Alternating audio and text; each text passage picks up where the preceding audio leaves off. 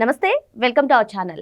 ఏదైనా అన్యాయం, అరాచకం జరిగిందంటే తమ విశ్లేషణలతో ఆకట్టుకుంటున్నారు అరిసిమేలి శ్రీనివాస్ గారు. మరి ఇటీవల కాలంలో పొన్నవాలు సుధాకర్ రెడ్డి గారు ప్రెస్ మీట్ పెట్టి ఆయన పైన చేసినటువంటి కామెంట్స్ని ఏ విధంగా చూడాలి, అరిసిమేలి శ్రీనివాస్ గారి మాటలతోనే తెలుసుకునే ప్రయత్నం చేద్దాం. సార్ నమస్తే. సార్ నమస్కారం అండి. పొన్నవాలు సుధాకర్ రెడ్డి గారు మీ మీద చేసినటువంటి కామెంట్స్ పైన మీ అభిప్రాయం ఏంటి? అంటే యాక్చువల్గా సుధాకర్ రెడ్డి గారు ప్రెస్ మీట్లో ఆయన బెదిరింపు ధోరణిలో మాట్లాడారు, లేదంటే సర్కాస్టిక్గా మాట్లాడాడు కొద్దిగా, అంతే తప్ప కించపరుస్తూ అంటే బూతులు గట్ట ఏం మాట్లాడలేదు. ఆయన మాజీ advocate general, learned person, senior council, ఆయన పట్ల నాకు ఎప్పుడు గౌరవం ఉండేదండి. ఎందుకంటే ఆయన్ని వీళ్ళందరూ కూడా ఆయన ఎవరి కోసం పనిచేస్తున్నాడో వాళ్ళు విక్రించారు ఆయన్ని. సహజంగానే ప్రతిపక్షాలు విక్రిస్తాయి. ఎలాగంటే ఈయన కానీ కేసు డీల్ చేస్తే వాళ్ళ పని అయిపోద్ది అన్నట్టుగా వాళ్ళు విక్రిస్తూ ఉంటారు. వాళ్ళ నాయకులు బాధపడుతూ ఉంటారు. ఈ వ్యత్యాసం చూపిస్తున్నారు. జగన్మోహన్ రెడ్డి గారు వాళ్ళకి కావాల్సిన వాళ్ళు అయితే పైనుంచి తెప్పిస్తారు, ఢిల్లీ నుంచి లాయర్ని, వద్దులే అనుకుంటే ఇంక అప్పచెప్పేస్తున్నాడు, వాళ్ళంతా రిమాండ్లో పోయి నెలల తరబడి జైల్లో మగ్గుతున్నారు అని చెప్పేసి వాళ్ళు బాధపడుతూ ఉంటారు. యాక్చువల్గా ఆయన వాళ్ళకైనా వీళ్ళకైనా సరే ఆయన కరెక్ట్గానే పనిచేస్తాడు. ఏ లాయర్ కూడా పొరపాటుగా చేయరు. ఈయన విషయంలో కూడా నేను ఇప్పుడు నన్ను ఏదో అన్నాడు కదా అని చెప్పేసి నేను ఆయన మీద నెగిటివ్గా నా అభిప్రాయాన్ని ఏం మార్చుకోను. ఆయన పట్ల నాకు సానుభూతి ఉంది, సానుకూలత ఉంది. ఇక అంతకుముందే ఒక టీవీ ఛానల్ ఏబిఎన్లో ఒక చర్చ సందర్భంగా నా వాక్యాలు వాళ్ళందరినీ కూడా బాధించినాయి. వాళ్ళందరూ కూడా హర్ట్ అయిపోయి ఉండొచ్చు. డెఫినెట్గా అవుతారు. హర్ట్ అవ్వకపోతేనే ఏదైనా తేడా ఉన్నట్టు, మీరు ఖచ్చితంగా అవుతారు. కానీ నేను మాత్రం నా ఇంటెన్షన్ కూడా ఎవరిని చావుని కోరుకునే ఇంటెన్షన్ కాదు. ఎప్పుడు కూడా నేను సభ్యత మరిచి బూతులు మీకు మళ్ళీ బూతులై మాట్లాడి కుటుంబాలని కించపరిచే వ్యాఖ్యలు ఎప్పుడు చేయలేదు, ఇప్పుడు చేయను, భవిష్యత్తులో కూడా చేయను. నేను ఈవెన్ నేను అడిగిన దాంట్లోనే కొందరికి సమర్థించేస్తారు. అంబటి రాంబాబుని కానివ్వండి, లేదు అంటే మన బొత్స సత్యనారాయణ గారిని కానివ్వండి, వాళ్ళ పట్ల గౌరవం ఉందని కూడా మీరే స్వయంగా చెప్పారు. వాళ్ళే కాదు, విడుదల రజనీ అయినా ఎవరైనా సరే వాళ్ళ పట్ల హుందాగా ఉన్న వాళ్ళ పట్ల హుందాగా వ్యవహరించాలి. మనం లేఖి బ్యాచ్ దగ్గర లేక్ కానీ డెఫినెట్గా మీరు ఎలాగుంటే అలా ఉంటుంది. మేము అర్థం లాంటి వాళ్ళం, మీ మొఖం ఎలాగుంటే అలా కనపడుద్ది. ఇప్పుడు వీళ్ళు ఏం చేశారంటే, నేను ఒక చర్చలో ఆ యాల్ట్ అనుగుణంగా నా ఒక ఆవేదన చెప్పాను. నేను భారతదేశంలో ఈ ప్రజాస్వామ్య దేశంలో బ్యూటీ ఆఫ్ డెమోక్రసీ గురించి, the ugly face of the democracy గురించి, చట్టాన్ని రాజ్యాంగాన్ని ఉల్లంఘించే వాళ్ళ గురించి, వాళ్ళ పట్ల రాజ్యం ఏ రకంగా వ్యవహరిస్తుందో అందరి పట్ల సమానంగా ఉండాలని చెప్పాను. నేను ప్రత్యేకించి ఎవరినో ఒకరిని ఎలా చేసేయాలని కాదు. అయితే అది చర్చ సందర్భంగా ఇంకొకరు వ్యాఖ్యానించి ఉండొచ్చు దాని మీద. సరే, వాళ్ళు బాధ కలిగింది, రియాక్ట్ అయ్యారు, నా మీద చర్చ పెట్టారు. అదే సాక్షి ఛానల్ అదే రోజు సాయంత్రం. తర్వాత సోషల్ మీడియా ట్రోలింగ్ చేస్తున్నారు, సోషల్ మీడియాలో తిడుతున్నారు, లేకపోతే వేరే చోట నుంచి కూడా మాట్లాడారు. I don't care just. ఎందుకంటే ఎవడైనా సరే ఒకసారి ఒక మాట అన్నాడంటే అనిపించుకోవడానికి సిద్ధంగా ఉండే రావాలా. ఎవడన్నా కొట్టడానికి వెళ్ళాడంటే కొట్టించుకోవడం కూడా సిద్ధంగా ఉండాలి. ఇవన్నీ మాకు ఎప్పటి నుంచో తెలుసు. ఇవన్నీ తెలియకుండా వాడు వచ్చి మేమే అంటాం, మమ్మల్ని ఎవరు అనకూడదని బేరమని ఆడడం. ఎవరన్నా ఏదైనా ఒక మాట అంటే మేము ఏదైనా అంటాం, కానీ ఎంతటి తప్పుడు మాట అయినా మాట్లాడతాం. ఇప్పుడు జగన్మోహన్ రెడ్డి గారు చంద్రబాబు నాయుడు గారు నా తండ్రి వయసు ఆయన్ని పట్టుకుని నోటికి వచ్చినట్టు మాట్లాడాడు. నడి రోడ్లో కాల్చాలన్నాడు, చెప్తూ కొట్టాలన్నాడు. ప్రతిపక్షంలో ఉండగా చంద్రబాబు నాయుడు గారు ముఖ్యమంత్రి స్థానంలో ఉండగా అత్యంత సీనియర్ పొలిటీషియన్, వాళ్ళ నాన్నగారు వయసు, గౌరవించాల్సిన వ్యక్తి, వాళ్ళ నాన్నకు కూడా లైఫ్ ఇచ్చిన మనిషి అయినా అటువంటి వ్యక్తిని అసలు కక్షా కార్పణ్యం, రాజకీయ కక్షలు లేని మనిషి పట్ల అతను దారుణంగా ఇప్పటికీ వ్యాఖ్యానిస్తున్నాడు. ఆయన చావుని స్వయంగా కోరుకున్నాడు అతను. ఆ పార్టీలో అందరూ కూడా కోరుకున్నారు. నువ్వు ఎప్పుడు పోతావు, నువ్వు అప్పుడు ఉండవు, ఇలాంటి మాటలు మాట్లాడాడు జగన్మోహన్ రెడ్డి కూడా. రాజకీయాల్లో ఓడించాలి తప్ప చనిపోవాలని కోరుకోకూడదు. మేము కూడా ఇవాళ మాట్లాడుతామేంటి, నేను మొన్న మాట్లాడిన దానికి వీళ్ళు గింజుకుని పిలిమొక్కలు వేస్తున్నారు. కానీ గత 5 ఏళ్ల నుంచి నేను ఇంతకన్నా కఠినంగా మాట్లాడాను. అసభ్య పదజాలం ఉండదు. భాష విషయంలో మమ్మల్ని ఎవడో ఏలేది చూపలేడు. కఠినంగా మీకు మళ్ళీ లేఖ భాష మాట్లాడి లేఖ సంత కాదు, వాడు గుర్తుపెట్టుకోవాలి. ఎందుకంటే ఇప్పుడు మనం మాట్లాడింది 10 మంది వినాలంటే సభ్యత కలిగిన భాష వాడితేనే వాళ్ళు వింటారు. ఒకవేళ ఒక్కొక్కప్పుడు కఠినంగా మాట్లాడినప్పుడు ఈయన ఎందుకు కఠినంగా మాట్లాడాడు, ఎందుకు మాట్లాడవలసి వచ్చిందని ఆలోచించాలంటే మన భాష సభ్యత, ఆ సంస్కారాన్ని దాటిపోకూడదు. మీరు అవన్నీ స్వయంగా మీ నాయకుడే దాటేస్తాడు. ఇక మీరు ఆవు చేలో మేస్తే దూడ గట్టును మేస్తుందా, మీరు అందరూ అలా ఉంటారు. ఇక్కడ సుధాకర్ రెడ్డి గారు మాట్లాడాడంటే ఆయన అడుసు దొక్కేవు అడుసు మిల్లి అన్నాడు. నేను తొక్కలేదు అడుసు, నువ్వు దొక్కావు. సుధాకర్ రెడ్డి గారు మీరు తొక్కారు అడుసు. అది మీకు కడుక్కోవడం కష్టం అవుద్ది. ఎందుకంటే మేమేదో సాధారణంగా రాష్ట్రం పట్ల స్టేట్ ఇంట్రెస్ట్ తోటి, సిబిఎన్ ఇంట్రెస్ట్, నో డౌట్ మీరు చెప్తాం ఒక మాట లేకుండా. తెలుగుదేశం పార్టీని సానుభూతిపరులుగా ఉన్నాం, ఆ పార్టీ కోసం పనిచేసాం, పని చేస్తాం, చేస్తూనే ఉంటాం. అయితే వాళ్ళు తప్పు చేస్తే కూడా ఏమీ మొగమాట లేకుండా విమర్శించే వ్యక్తులు మేము. అసలు ఇందులో శశభేషాలు లేవు, భేషజం లేదు. ఒకవేళ మేము తప్పు చేస్తే తప్పు చేసాం, అని చెప్పి ఒప్పుకుంటాం, ఎందుకంటే పొరపాటున ఎప్పుడైనా పొరపాట్లు జరుగుతూ ఉంటాయి. కానీ మొన్నటి విషయంలో మాత్రం నేనేం తప్పు చేయలేదండి. నేను సిస్టమ్ పట్ల ఆవేదనతో మాట్లాడాను. ఈ దేశంలో మన తెలుగు వాళ్ళు ఆంధ్ర రాజకీయాల పట్ల తెలుగు వాళ్ళు ఎక్కడుంటే అక్కడ 180 మంది ఏ రకమైతే మనసులో భావిస్తున్నారో అదే మాట్లాడాను నేను. అంతకు మించి వేరే ఏం లేదండి. డెఫినెట్గా జగన్మోహన్ రెడ్డి అభిమానులు బాధ వస్తే బాధ పట్టి ఉండొచ్చు. వాళ్ళు అంత బాధపడే ముందు ఏం చేయాలంటే మనం ఏం చేసాం, మనం ఏం మాట్లాడాం, జనం అందరూ చీయని ఊసిన తర్వాత కూడా ఇప్పుడు మనం ప్రతిపక్షంలో ఉండి గెలితే గెలించుకోవాలి, కొడితే కొట్టించుకోవాలి, తిడితే తిట్టించుకోవాలి పరిస్థితిలో ఉండి, అంటే మీ రాజ్యాంగం ప్రకారం అలాగ ఉండాలి కదా. అప్పుడు కూడా మీరు ఇష్టమైన రప్పారు నరికేత్తం గంగమ్మ జాతరని మాట్లాడుతుంటే ఈ ప్రభుత్వం మీ పట్ల ఉదార వైఖరి, చట్టానికి అప్పచెప్పి చూస్తూ ఉన్నారు. వాళ్ళు కక్షా రాజకీయాలు చేయమని చెప్పారు. ఒక అంశం సార్, మీరేదో జగన్మోహన్ రెడ్డి గారు వ్యక్తిత్వ హననానికి పాల్పడినట్టు మాట్లాడారని చెప్పి పొన్నవోలు సుధాకర్ రెడ్డి గారు మాట్లాడారు. మరి అదే సాక్షి టీవీలో అమరావతి మహిళల గురించి మాట్లాడినప్పుడు ఎందుకని ఆయన ప్రెస్ మీట్ పెట్టలేదు? అసలు వాళ్ళు ఎందుకు పెడతారు వాళ్ళే మాట్లాడినప్పుడు? ఇప్పుడు వీళ్ళు ఒకళ్ళ ఇద్దరునా, రాష్ట్రంలో ఉన్న చంద్రబాబు నాయుడు గారి కుటుంబంతో మొదలుకొని సాధారణ కార్యకర్త కుటుంబం వరకు మహిళల్ని పిల్లల్ని కూడా తీసుకొచ్చి వాళ్ళు ఇష్టమైనట్టు మాట్లాడారు, వ్యక్తిత్వ హననానికి పాల్పడ్డారు, హింసకు గురి చేశారు, ఒక రకంగా భౌతికంగా దాడులు కూడా చేశారు.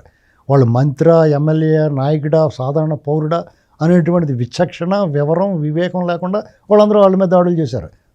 అరాచకం చేశారు. అందుకనే కదా జనం తిరగబడి తనివేశారు వాళ్ళని. అయినా సిగ్గు లేకుండా వచ్చి ఇంకా మాట్లాడుతున్నారు. ఇప్పుడు మీరు అన్నారో, మీరు అరాచకం చేశారు, యాక్చువల్గా మీరు సిద్ధంగా ఉండాలి దానికి ఎదుర్కోవడానికి, కొడితే కొట్టించుకునే పరిస్థితి ఉండాలి. కానీ ఈ ప్రభుత్వం మీ పట్ల ఉదారంగా ఉంది. మా దగ్గర కక్షా రాజకీయాలు ఉండవు, మాదంతా అభివృద్ధి, సంక్షేమం, మా లైన్ వేరన్నారు. మీరు అలసిగా తీసుకుని ఎవరైనా మీ పట్ల కొంచెం కఠినంగా మాట్లాడితే దాన్ని మీరు ఓవర్ యాక్షన్ చేశారని కూడా రియాక్షన్ డిఫరెంట్గా ఉంటుంది.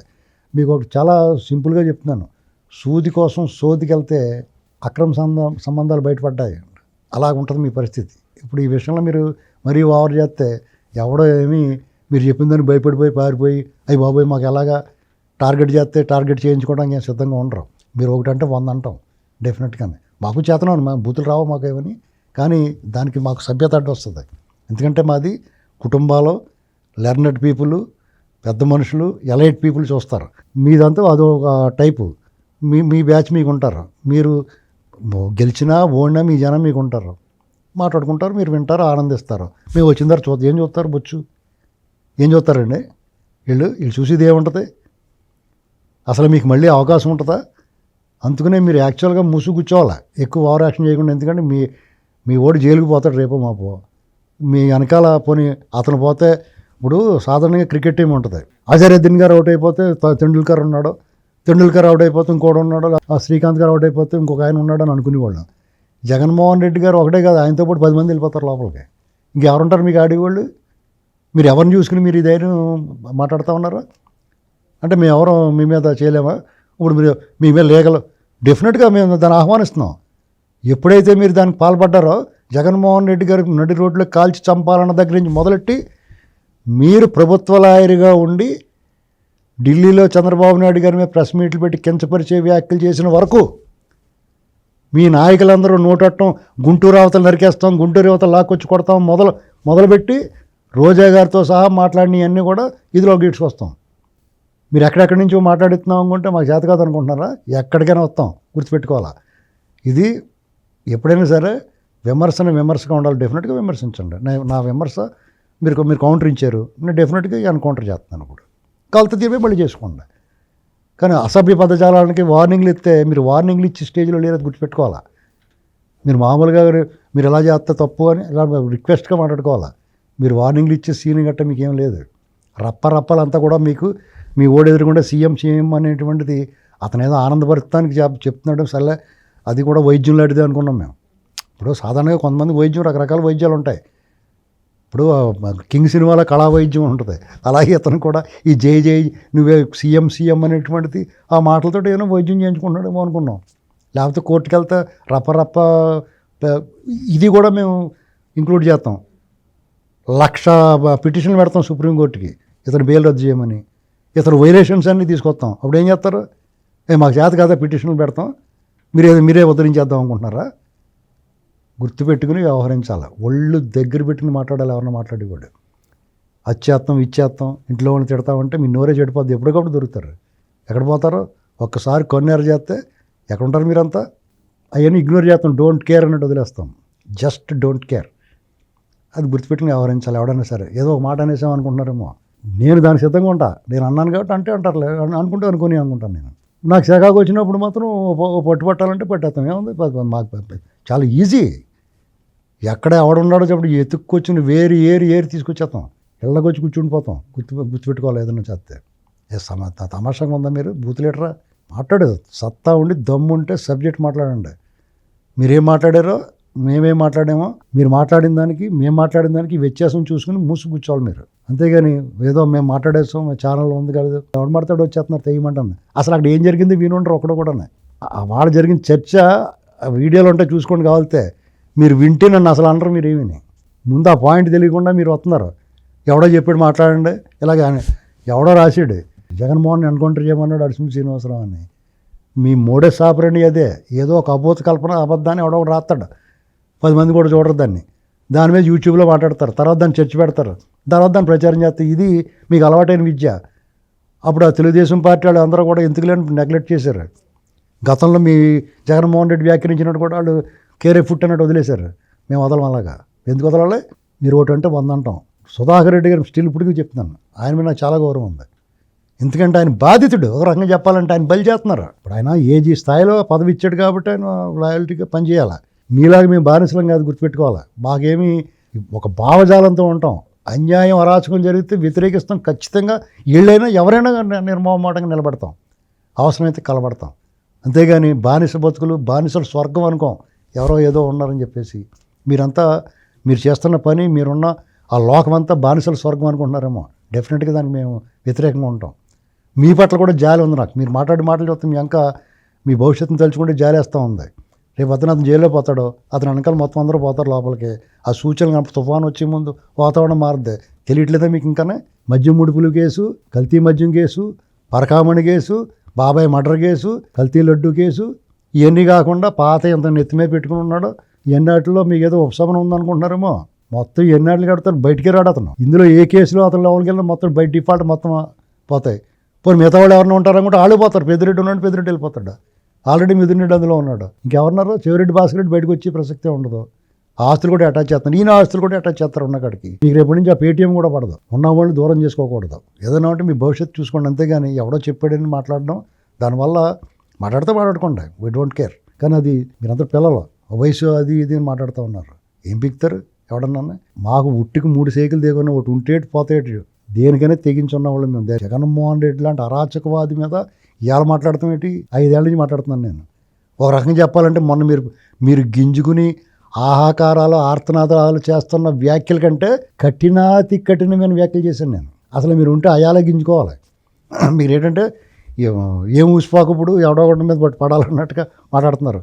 దాన్ని కూడా నేను పాజిటివ్గా తీసుకుంటాను. డెఫినెట్గా మీ నిబద్ధతకి, నిజాయితీకి, మీ విశ్వాసానికి, విశ్వసనీయతకి నేను అభినందనలు తెలియజేస్తా. పొనవోలు సుధాకర్ రెడ్డి గారు కొంచెం బిక్కుమంటేనే ప్రెస్ మీట్ పెట్టాడు. వేరే వాళ్ళు ఎవరైనా ప్రెస్ మీట్ పెట్టి మాట్లాడితే ఈ బొమ్మలన్నీ బయటికి తీసుకొచ్చి మళ్ళీ వాళ్ళ మీద కేసులు ఉంటాయేమో, లాయర్ కాబట్టి ఆయనకి అంత ఇబ్బంది ఉండదని చెప్పేసి ఆయన మీద తోసినట్టున్నారు. ఆయన కూడా మొహమాటంగానే మాట్లాడాడు. ఏంటండి మీరేం చేస్తున్నారో మీ ఛానల్లో కూర్చోబెట్టి మీ అనలిస్టులు, మీ పేడ్ ఆర్టిస్టులతోటి వ్యక్తుల్ని ఏ రకంగా హననం చేయిస్తున్నారో, ఆడవాళ్ళ పట్ల మీరు మరి హోమ్ మినిస్టర్ గారు మహిళ, ఆవిడ పట్ల ఎలా మాట్లాడుతున్నారో, చంద్రబాబు గారు, ఆయన మిస్సెస్ మీద లోకేష్ గారు, పవన్ కళ్యాణ్ గారు, స్వయంగా జగన్మోహన్ రెడ్డి పవన్ కళ్యాణ్ గారు వివాహాల గురించి, ఆయన భార్యల గురించి మాట్లాడేది అతను. ఇది సమ్మగా ఉందా మీకు? సిగ్గుందా మీకు? అసలు మీరు ఎవడన్నా ఇంకొకరిని అంటానికి సరిపోతారా? మీరు ఎవడైనా సరే మిమ్మల్ని అంటే అనిపించుకోవాలా, గిల్లించుకోవాలా, కొడితే కుట్టించుకోవాలా. ఎందుకంటే మీరు ఎదురు తిరగడానికి, ఎదురు చెప్పడానికి మీరు అర్హత కోల్పోయారు. ఎందుకంటే మీ ప్రవర్తన, మీ ప్రీవియస్ బిహేవియర్. ఇవాళ అంటారు మిమ్మల్ని, పడాలి, పడే రోజు వచ్చినప్పుడు పడాలా. మీరు అన్నారు, అని రోజు వచ్చినప్పుడు మీరు అన్నారు, అడ్డగోలుగా అన్నారు, అన్యాయంగా అన్నారు, అసభ్య పదజాలం వాడారు, బూతులు తిట్టారు. ఇవాళ మీకు తిరిగి వస్తుంది. అందుకనే అంటారు నువ్వేమి ఇచ్చేవి అదే వస్తుందని. చాలా తక్కువ వస్తుంది మీకు. ఇంకా దీనికే మీరు గింజు చచ్చిపోతుంటే ఎలాగా? పూర్తి స్థాయిలో వీళ్ళు కనుక అందరూ మొదలెడితే మీరు ఏమైపోతారు? ఆఫ్టర్ ఆల్ నేను ఒక సగటు సాధారణ పౌరుడిని. నా వ్యాఖ్యలకి మీరు ఇలా పిలుమొగ్గలు ఆహాకారాలు ఆర్తనాదాలు చేస్తుంటే నాకు చాలా శ్రవణానందకరంగా ఉన్నాయి. మీరు ఇంకా ఎంత గోలాడితే నాకు ఎంత ఎంజాయ్మెంట్ ఉంటుంది. మరి ఏదైనా భాషాజాలం ఇంపార్టెంట్, మరి భాషతోటి మాట్లాడడం, కరెక్ట్గా మాట్లాడే పద్ధతిని ఎంచుకోవడం కూడా ఇంపార్టెంట్. మరో అంశంతో మళ్ళీ కలుద్దాం. Thank you sir.